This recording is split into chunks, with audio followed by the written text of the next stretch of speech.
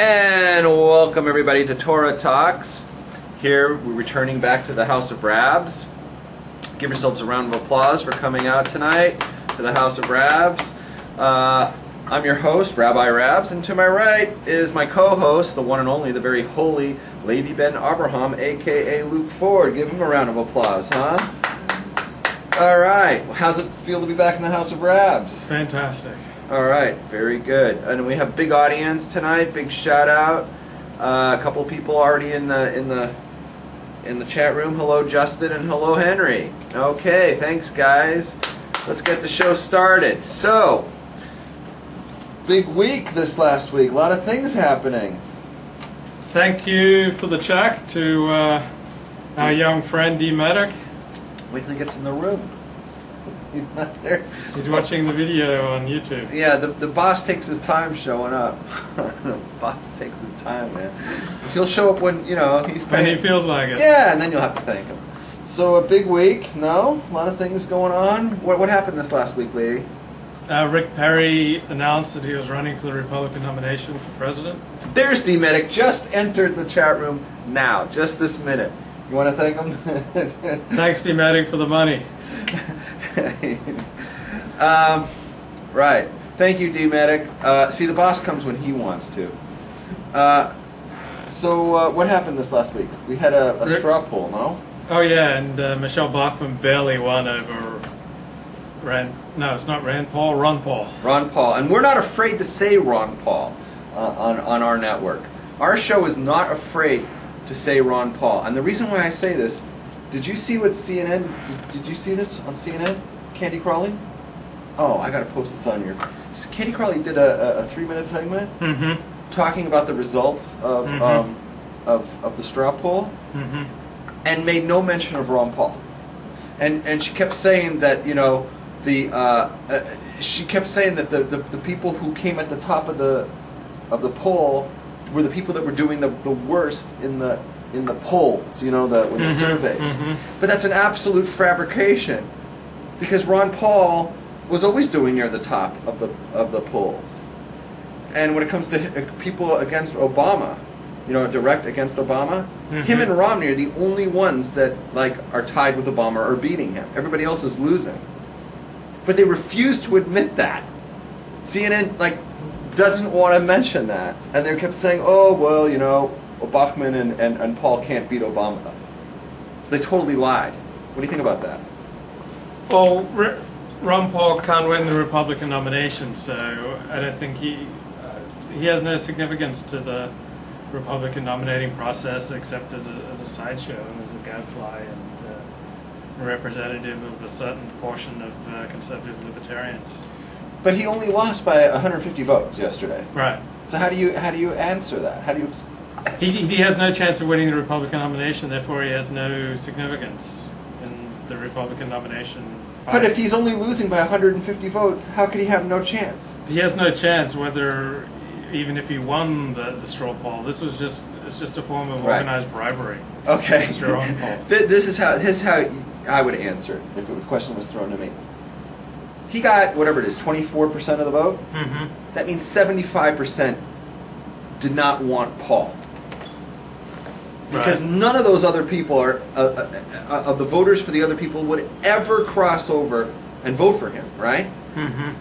The question is, are the party willing to unify around one of those other people? Because if they allow them to continue dogfighting, Paul has a chance.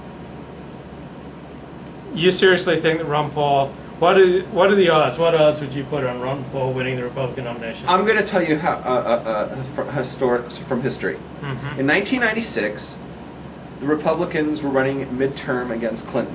I don't know if you remember this. Yeah, I remember. And there was a whole bunch of people. Yeah, but one of the people that got... Well, wait a second. One of the people that got off to a lot of enthusiasm and a lot of momentum was Pat Buchanan.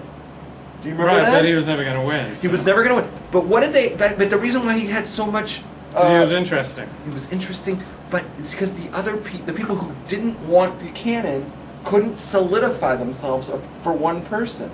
So when they got to New Hampshire, and Buchanan won it, do you remember this? Mm-hmm. That scared the pants off the rest of the party, who didn't want Buchanan because he was too, he was too radical for them.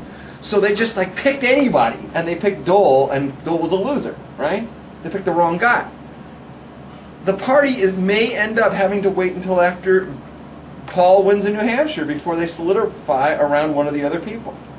I could see the same scenario taking place, that because there's all this inner, competition, Paul could walk off with Iowa and New Hampshire.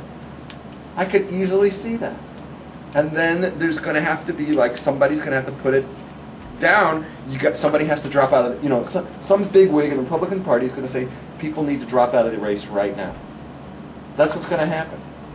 What do you think about that? I think Bob Dole was fated to win for years before he won the 1996 Republican nomination. And so Pat Buchanan was just an interesting sideshow because he was so outspoken. He was much more entertaining than Bob Dole. So I don't think if Ron Paul wins... Okay, if Ron Paul wins Iowa and New Hampshire, that would shock me. Isn't that what Buchanan did? Did he win Iowa? I think he won Iowa and New Hampshire, and he was on his way down to South Carolina, and the party got together and they said, we got to stop this.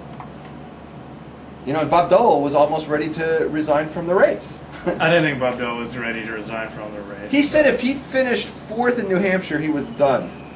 And he finished 3rd. He came very close. I don't know. I wouldn't. So I think that it's a journalistic mistake to exclude Ron Paul from this. I think at this point he's got a legitimate shot. As long as there's a huge field, of these people taking votes from each other, he has a shot. Okay, what do you want to say about Rick Perry? Oh. So I'd have to say at this point he's my favorite candidate. He's Why? declared for the because he's the most conservative, and he's got a track record. He's governed a state for 11 years. He's a formidable campaigner. He's never lost a campaign. He doesn't just win the close ones. He wipes out his opponents. And I think he's a good-looking guy who can capture enthusiasm. And he's got a proven track record of cutting taxes, cutting regulation. And Texas is sucking all the California jobs. All the jobs from California are moving to Texas. There's no question about that. I mean, all the high-tech jobs from California have picked up and are walking over there. So, yeah, there's something to be said for whatever he's doing, right? So he's got he's got experience. He's running one of the biggest states in the country, if not the biggest. We'll find out after the census just how big Texas is, but it was the number 2 in population, and it could actually be number 1. It's a fast-growing state. It's got a lot of jobs and opportunity. He's sitting at the top, so he's got a resume, so he's legit, right? What he doesn't have is the national foreign experience. What do you call it? right, but neither did George W. Bush. Yeah, but George W. Bush was elected as a peacetime president, and he was thrown into a war, right? Now we're in war, so, But at least he has military experience, because he was in the Air Force. He's not my pick. My pick is still Alan West, somebody who's a war hero, understands battle. But Alan West hasn't declared. He's not going to run. He's not going to run. It's pretty obvious at this point. It's too late in the game. He's not going to do it. He had 20 years experience. He was an officer. He's seen combat duty. It makes moral sense when he sends a soldier to battle because he's been there. I'm always apprehensive about a guy who's never been in the service he's commander-in-chief and he's sending people to battle and to die and he's never been there. I have a big problem with that. So I personally hold it's a prerequisite. If you want to be commander-in-chief, you have got to have served in the military. It's like if you want to be attorney general, you need to have a law degree. Okay, so you want to talk about Rick Perry? I don't have really an opinion on the guy. I don't have anything against him. You know what I mean? I don't have anything against him. I don't hold like him on everything. I think like his attitude on drugs, I don't agree with it. He wants to make everything just totally illegal, and I'm for just the complete legalization of all drugs, because I'm more of a libertarian type. And then like 5 minutes later, he's telling you that, we're strict about the borders because we don't want crime coming over. Well, why don't you just legalize drugs, and then you won't have people coming over the border with guns, whatever. I did some research on him. He's a Muslim enabler. How so? He's got some dealings with some big boys.